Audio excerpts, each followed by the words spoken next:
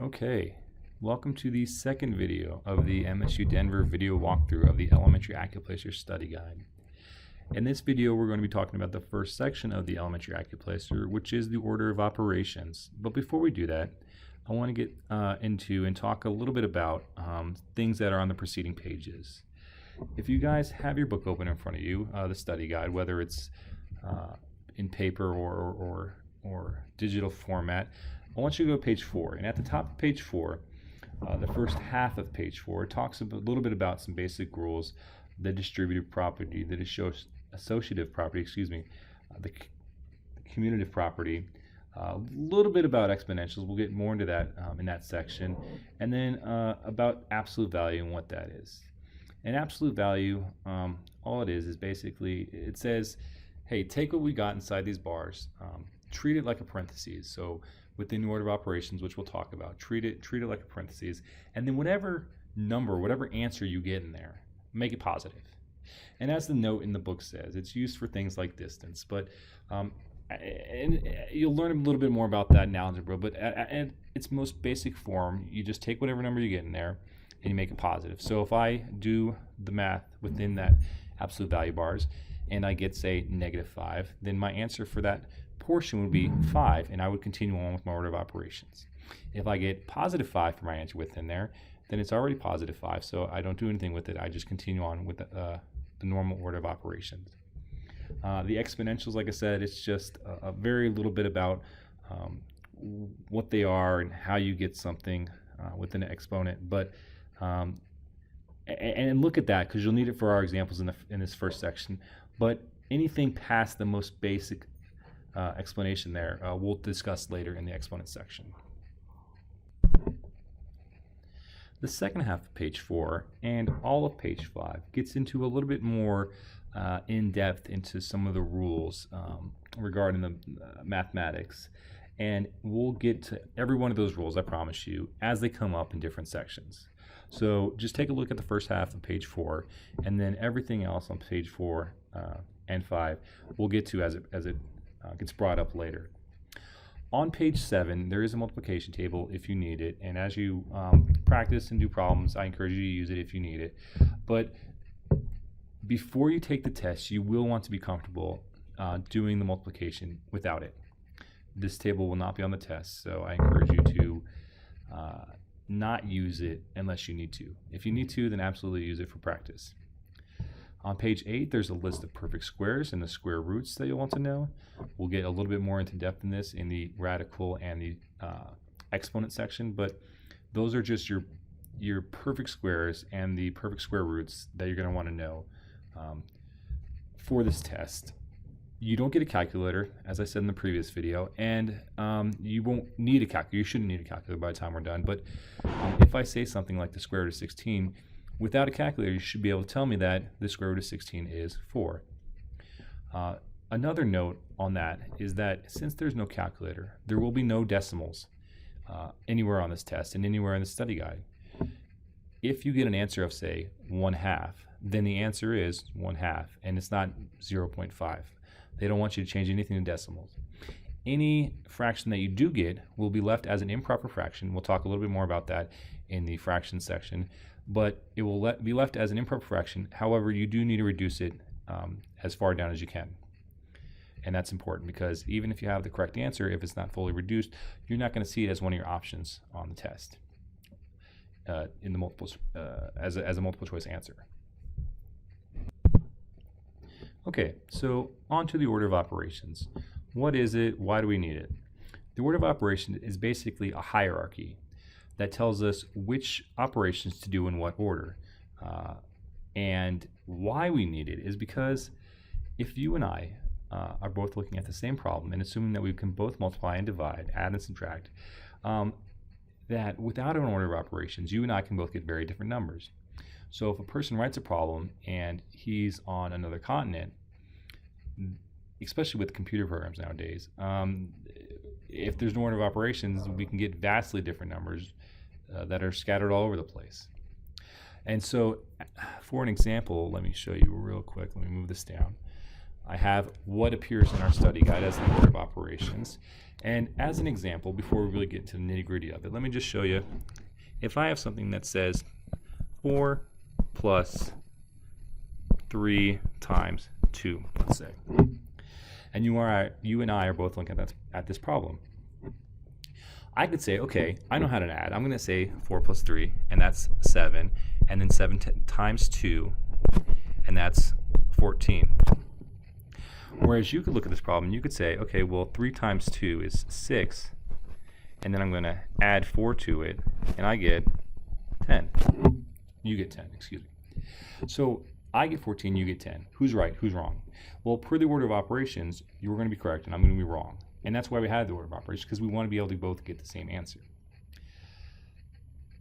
The order of operation also lets us, if whoever wrote this problem wanted to do it my way, he could explicitly state that I'm going to put some parentheses here, and now I'm going to tell you that we're going to do 4 plus 3 first, and then multiply by 2. And so the order of operations lets people write a problem however they want, and everybody who looks at that problem, if they know the order of operations, they're going to do it correctly or how the author wants them to do it. So I'm going to erase this, and we're going to talk a little bit about the order, the hierarchy. So the mnemonic that you might have heard is called Pemdas. And the reason it's called Pemdas, it's a mnemonic. In the order, we can see that there are parentheses. After that, there are exponents. And this also includes radicals. Whether it's a square root, a cube root, a fourth root, whatever, that's as the same hierarchy. And you might even say that they're equal, just like multiplication and division are. Addition and subtraction. We'll get into why that's the case, why a radical is the same thing as an exponent in later sections. But for now, just trust me that if you see a radical, which is a square root symbol, that it's on the same step, the same order of the hierarchy that exponents are. After parentheses and exponents comes multiplication and division. And we see a little bar here that makes it look like they're equal. And in fact, they are. However, you may have learned it that we should always do multiplication first, even though they're equal. And you may have learned it that, well, they're equal, so I can do whatever I want first. I can do multiplication or division. And while that's true, at least the latter part is true, you should never just do multiplication first, just because. But while you should be able to do either one first, if there is a chain of multiplication and division going on, then per the little note here, right, multiplication and division and addition and subtraction, which are also equal and have a little squiggly mark there, are to be performed left to right. And I could make up a problem where if it's multiplication and division, that's all we're doing in a problem, and you do it one way, I do it another way, and since per the order of operations they're both equal, any way should work, right? I should be able to do whatever I want at first. But there are problems where we will both get different answers if we do them the same, as well as addition and subtraction. So the convention goes now that we perform them left to right, so that, again, we always get the same answer. If we don't always get the same answer, then the whole order of operations becomes useless. So if you ever see a string, which typically you won't because the author of the problem will be very explicit and use parentheses where they want you to use parentheses. But if you don't, and you see a string of either multiplication and division or addition and subtraction, perform them left or right. The latter part of this just reminds you that even though you're going to perform them left or right, you always want to still perform multiplication and division before addition and subtraction. It is still higher, right, on the hierarchy in the order of operations. Multiplication and division are higher than addition and subtraction. And a quick little note, if you look up here to the right of parentheses, you see some different kinds. I'm going to erase that just so I don't blot out, but there are different kinds of parentheses, and these all mean the same thing as far as order of operations go if they're in an equation or something. But sometimes you'll see them multiple sets, different kinds of parentheses used, and that's just to distinguish kind of which one goes with which. It should always be pretty clear, but if you see multiple sets of brackets, different kinds of brackets, that's all that means. However, you might see something like this, right? And when it's just straightened up, the middle pair there have little brackets on them, whereas the pair that I just drew don't. And so the pair that I just drew are absolute value, and it's important to distinguish the two. All right, so now that we know what the order of operations stands for, let's talk about, well, it's easier just to dive into some example problems. So I'm going to write the first example problem. I'm going to do the first two, and from there I'll just do the even ones. But let's do the first two, see what they look like, talk through them, and if anybody has, well, any questions, I won't be able to answer them, obviously, but put them in the comments box, in the comments section, or come into the tutoring center and ask those away, but I should be able to explain it pretty clearly. Okay, so the first problem in the study guide says that, let's see here, 2, and then has a times like that, and then it says, in parentheses, 8 plus 5, and then it wants us to subtract 5 after all that. And just a quick note that this is one of the only places that you see a multiplication as an x in this study guide. And the reason you don't see it as an x further on is because they want to be careful to distinguish between x as a variable and x as a multiplication sign. And so you're not going to see it as multiplication, x as a multiplication sign anymore after this problem. I'm putting like it because that's how it's written in the book. But you will see it as just a dot right there. And then if you see an x, it should be x the variable, which we'll talk about later. All right, but let's go through this problem. So in my order of operations, in my hierarchy, my very first one is parentheses. Now, if I have a problem and there are no parentheses, then I just skip on to the next step. If there are no exponents, then I'll go down to the next step. In this case, there are parentheses, so I'm going to go inside those parentheses. Now, in this case, it's not there, but if there were another set of parentheses within this one, you want to start over. You don't just say, okay, I'm inside parentheses, I'm going to go to exponents.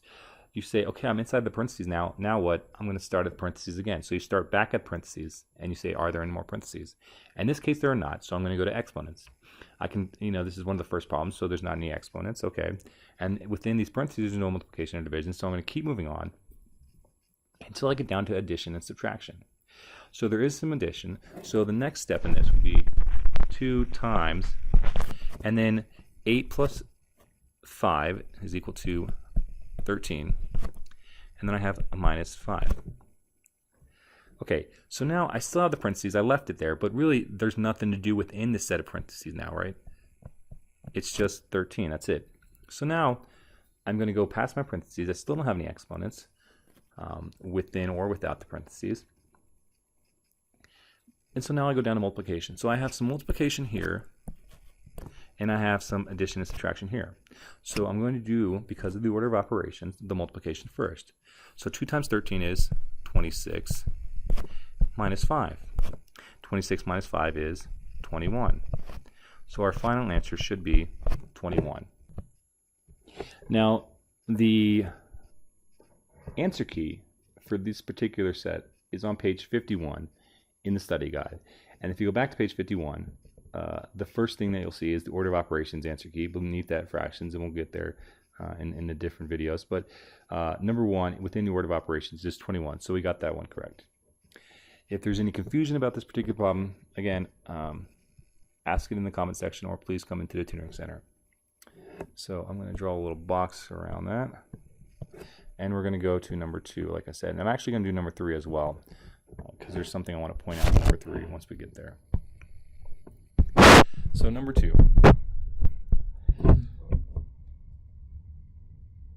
Just 1 second, sorry about that. All right, number 2 says 5 plus, and then parentheses, 3, and then there's a dot. Now they're using dots for multiplication. 3 times 6 plus 2, and then there's a 2 exponent. I know we haven't talked about exponents yet, but this is just a square, and so hopefully if you read the first half of page 4, you'll understand what we do once we get there. I'm going to move this back up a little bit, and now you can see that the first step again is parentheses, right? So I'm going to go within this parentheses, and again, after we go within that parentheses, we can see that there's no more parentheses. So we're going to move on. Now our next step is exponents, and we can see that while we have an exponent up here, it's outside of our parentheses.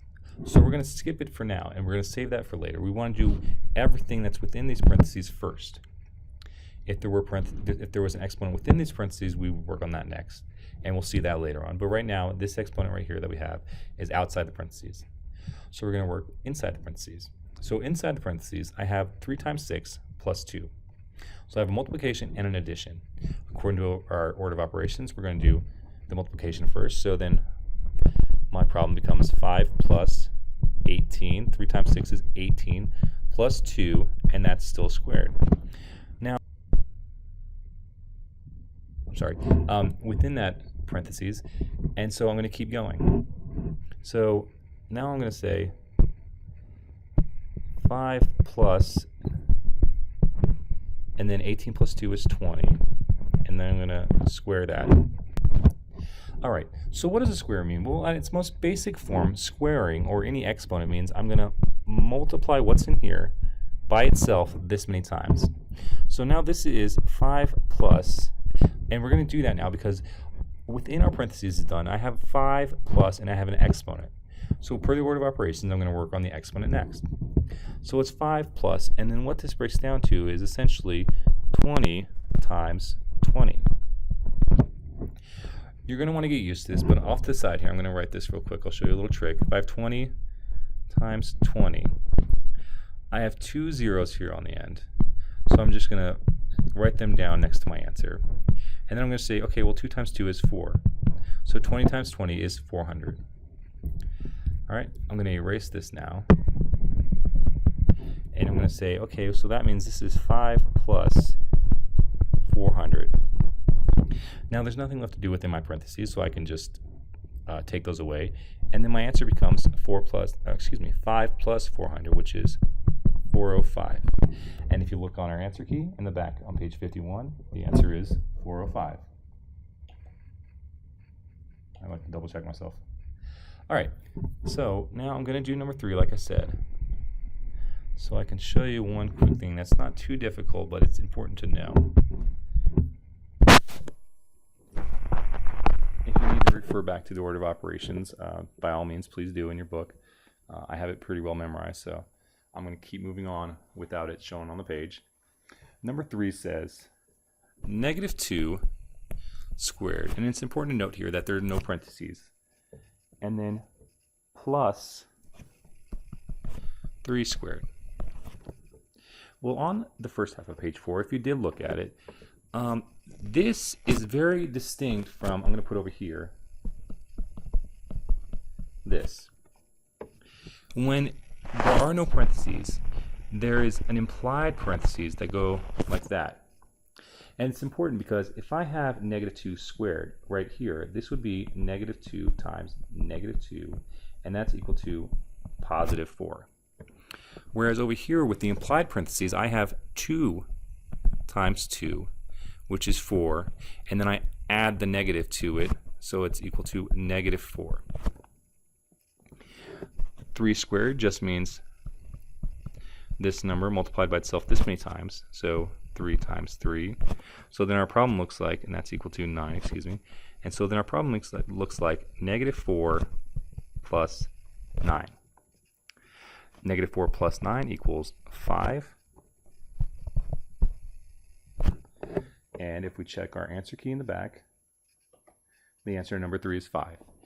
But I just want you to take note that this little part right here, because, let's see if I can do this without messing anything up. Nope, got rid of everything.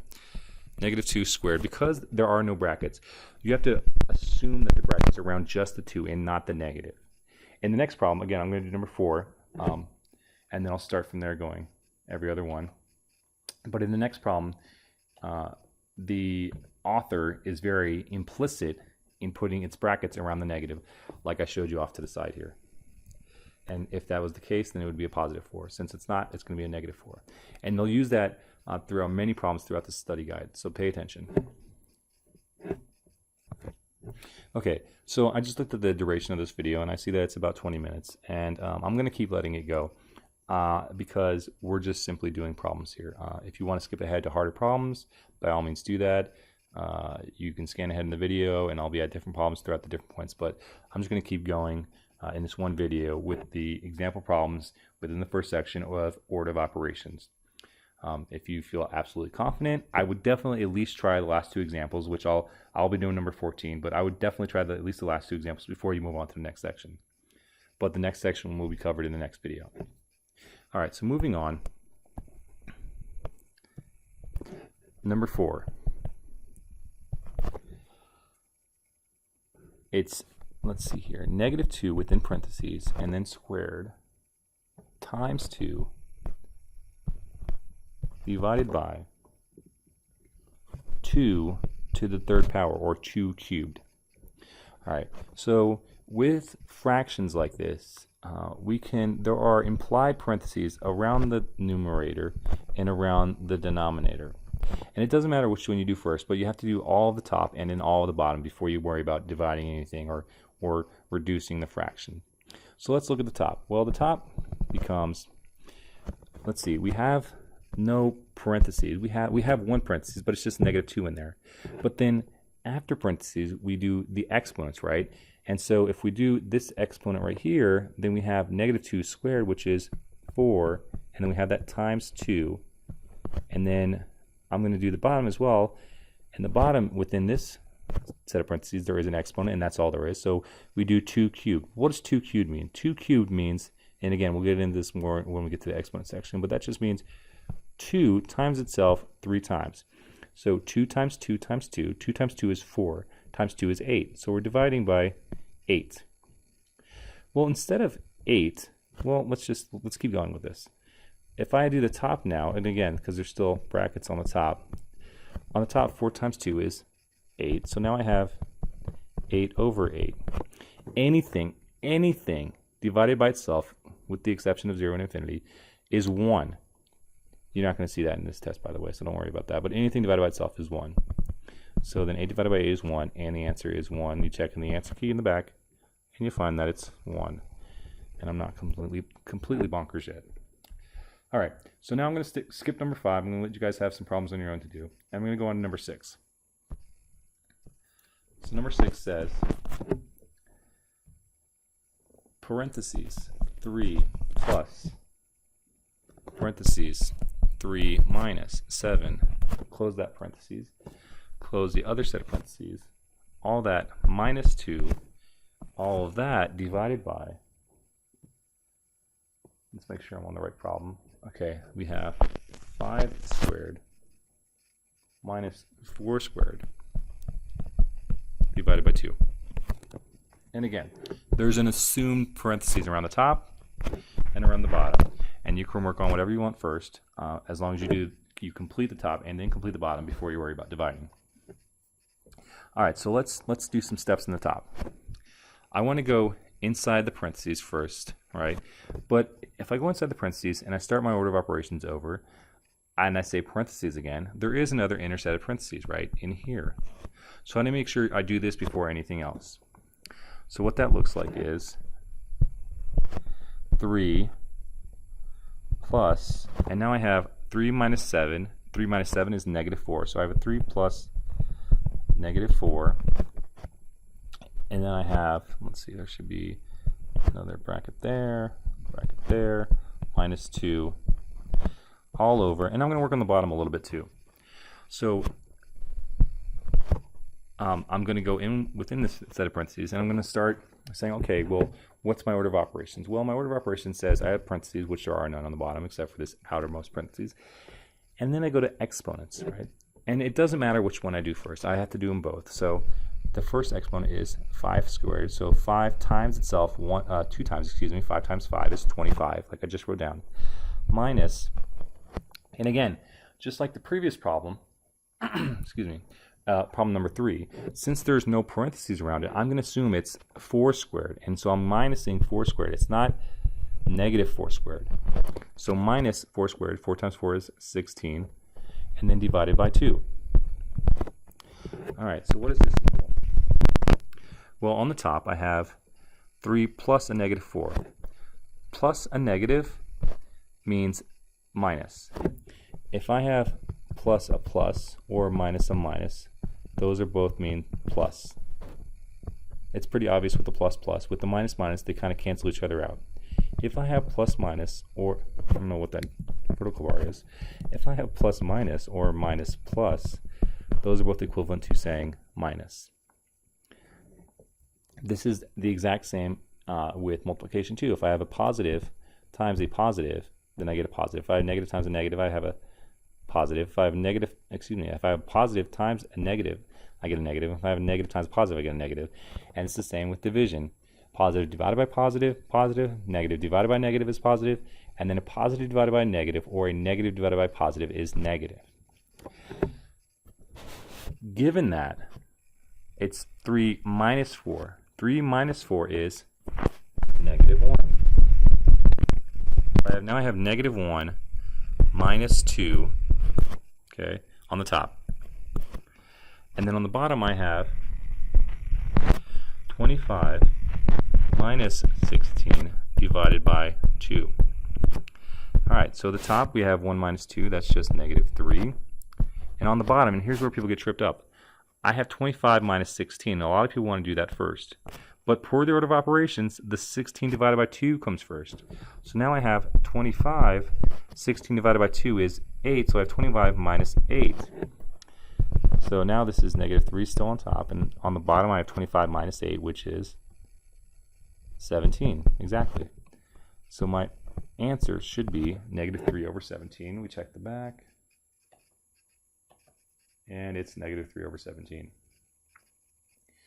Excuse me. So I'm going to be skipping number 7 and going straight to number 8.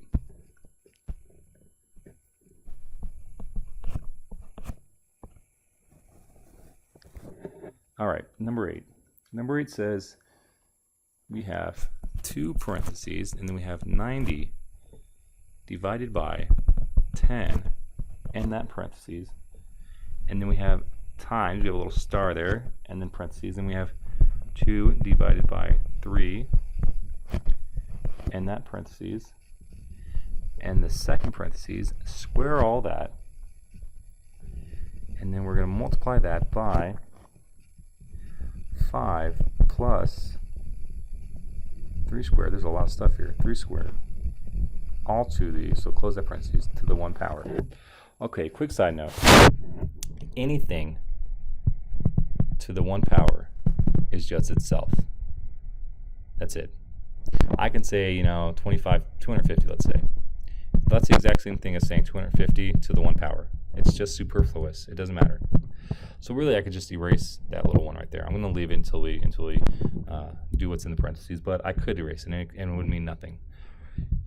On another note, anything, and again, this until you get to 0 to the 0, infinity to the 0, stuff like that, but essentially anything to the 0 power, anything that you're going to see in this book, is equal to 1. 50 million to the 0 power is still 1. And that comes into play, I think, on problem 15. So that's good to know. All right, so what I'll make. So when I dive into the first set of parentheses, I can choose from either this set of parentheses here or this one here, and it doesn't matter which one I do first. But given that I don't have a calculator, I'm going to do them both. I'm going to have, let's see, I have, well, you read that right, well, the way they have it. I have parentheses, and then I have 90 divided by 10 is 9, and then I'm multiplying it, right, by 2 divided by 3. I'm just going to write that as 2 over 3. I don't have a calculator. I don't want a decimal. I'm just going to leave it as 2 over 3. And then I'm taking that, whatever that is in there, whatever all this turns out to be, and I'm going to square that. And then I'm going to multiply that by, and now I have a whole separate parentheses over here. So I can do that in the same row, in the same step. And I have 5 plus, and then I said 5 plus because I need to do this step first, right? Because my order of operations says I need to do 3 squared first. So 3 squared is 9. And that parentheses, and that's to the 1 power, but I'm just going to leave it off because it doesn't mean anything. Okay, so in our next step, we have this little tricky bit within the squared here.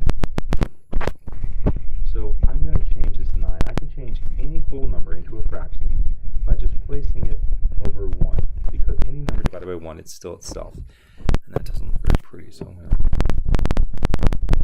over 1, that's not much better, but times 2 over 3. I'm going to square that. Now, multiplication of fractions is pretty simple. It just means multiply across the top, multiply across the bottom. But I'm going to teach you a little trick here. If I can get something the same as the top and the bottom, then I can reduce before I even multiply. It's going to make it easier on me. So instead of this 9 here, I'm going to say that that's the same thing as 3 times 3. Well, now I have a 3 on the top and a 3 on the bottom, so I can cancel one of them out. So now what I have is 3 over 1 times 2 over, and this becomes a 1. They all become 1, but 1 times 1 is nothing. So 3 times 2 is equal to, I have a 6, and then 1 times 1 is 1. Okay, well, so 6 divided by 1 is just 6, so I'm just going to put a 6 there. And that's squared.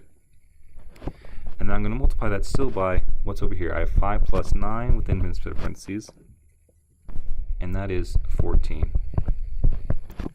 Alright, so what is 6 squared? Well, 6 squared is equal to 36, and we still want to multiply that by 14. So, let's see here.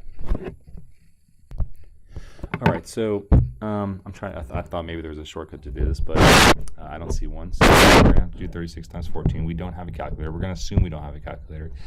On the bottom half of page 7, on the top half there's the multiplication table. On the bottom half it tells you how to multiply bigger numbers. And so what I'm going to do is I'm going to write 36 multiplied by 14. Alright, well 4 times 6 is 24, so I'm going to put a 4 here and a 2 up there. 4 times 3 is 12, plus the 2 up here is 14, so I'm going to write 14 right there. Now I'm going to this 1 right here. Well, I have to move over, so I'm going to put a 0 right there because I'm no longer in the ones place, I'm in the tens place. So now 1 times 6 is 6, and then 1 times 3 is 3. So now I have 144 and 360, and I need to add them together, and I get a 4, I get 10, and I get 1 plus 1 plus 3 is 5. So my answer is equal to 504. And to be quite honest, I think that's going to be about the hardest multiplication you're going to have to do on this test. Straight up multiplication. And if you can do it the way I just did it, it shouldn't take you too long. Most of it's going to be where you can simplify it beforehand and just, well, not that tough, to be honest. All right. So 504, if you check the back, it's the correct answer. I'm not even looking because I've done this so many times, I remember. All right. Put a little that right there. And now we're going to number 10. Number 10. Number 10 says, this one's not too terribly difficult. 5 minus 6 plus 4 all to the power of 100 divided by 50. All right, so really I have two sets of parentheses, right? It doesn't matter which one I do first, but before I have one act on the other, I have to work them both out. All right, so my bottom set of parentheses, well, this is pretty easy. We have 5 minus 6, which is negative 1, plus 4. Again, we're going to go left to right if we have a chain. So 5 minus 6 is negative 1 plus 4 to the power of 100 divided by 50. That's just 2. So all we're doing is squaring what's inside here. All right, so now we have negative 1 plus 3. I'm sorry, plus 4 is 3. All right, we're still doing this parentheses because we need to do parentheses first, and then that's raised to the exponent 2. Now we do exponents, that's all that's left, and we get 9. All right. If we check in the back, 9 is the correct answer, so we're good to go. It's pretty simple. If you have any questions, please ask. All right, I'm going to put a little squiggly there, and we're going to move on. Number 12. I'm sorry this video is taking so long, but these are just all example problems. Feel free to skip if you want. Number 12 says, I have an absolute value bar, and then I have some pretty easy stuff. So 10 squared divided by negative 100 minus 50, and then my other absolute value bar. And so this is pretty easy stuff. We're going to do it, but all it's really paying attention to is do you know what the absolute value bars mean? we went through, so we do. So let's treat them like parentheses and do what we do. All right. So on the top we have, well, 10 squared, that's just 100. On the bottom we have, and this is getting to, are you comfortable with subtracting negative numbers? We have negative 100. We're subtracting 50 from that, so that's negative 150 absolute value. So what does absolute value mean? It just means turns it positive. So I'm just going to say that this is the same thing as 100. Not the same thing, but yeah, the absolute value means we turn it into 100 over 150. And if we reduce correctly, it comes down to 2/3. Does everybody agree with that? 100 over 150 is just 2/3. The answer that you're going to see on the test within multiple choice is going to be 2/3. It's not going to be 150. I'm sorry, it's not going to be 100 over 150. All right, so now let's move on to number 14 and finish out the video. I do want to leave some hard stuff for you guys so you can challenge yourself. There's always more problems out there. I'm sure you can find them on the internet. But our last problem that we're going to do within this section is 14. And what is 14? 14 says, let's see here, parentheses 4 plus 2 and parentheses squared plus in parentheses negative 2. Okay, so now again we're gonna take care of that negative when we do this. But the negative 2 is actually cubed, and then we're subtracting minus 3 squared, where the negative is not within the parentheses for this 3 squared. Okay, so what do we do first? Well, I'm gonna go since sorry, my mouse is messing up. Since this parentheses, it's pretty much already done. We just have a negative 2 in there, and we'll get to the exponent. But I'm going to do this one first. So in here, it's just 4 plus 2, which is 6. So now I just have 6 squared plus negative 2 cubed minus 3 squared. Okay. That 2 should be on the outside. Doesn't make much of a difference, but it's important notation. All right, so 6 squared is 36 plus negative 2 cubed. What is negative 2 cubed? Let's look at that over here. Negative 2 cubed. Well, what that means is this number multiplied by itself this many times, right? So we have negative 2 times negative 2, and that's going to be a 4, positive 4, times a negative 2 again. Remember, it's a negative 2. So 4 times a negative 2 is negative 8. So now I'm going to plus a negative 8, and now I'm going to subtract minus 9. 3 squared is 9. All right, well, 36, again, we're going to go left to right. 36 plus minus just means minus, so 36 minus 8 is 28. And then I'm subtracting 9 from that, and I get 19. We take a look in the back, and we get the answer number 14 is 19. All right, so by now, after this video and through the examples that I have not done that you should be maybe pausing and doing along with me, not with me, but doing along with the video, it should be making at least some sense as far as what the order of operation really encompasses. As you get more comfortable with mathematics in general, you tend to not even think about it. You can bounce around problems as long as you kind of keep the spirit of the order of operations alive while you do that. And again, it just becomes something you don't really think about as you do it more and more. All right, so that's the end of this video. I look forward to seeing you in the next video.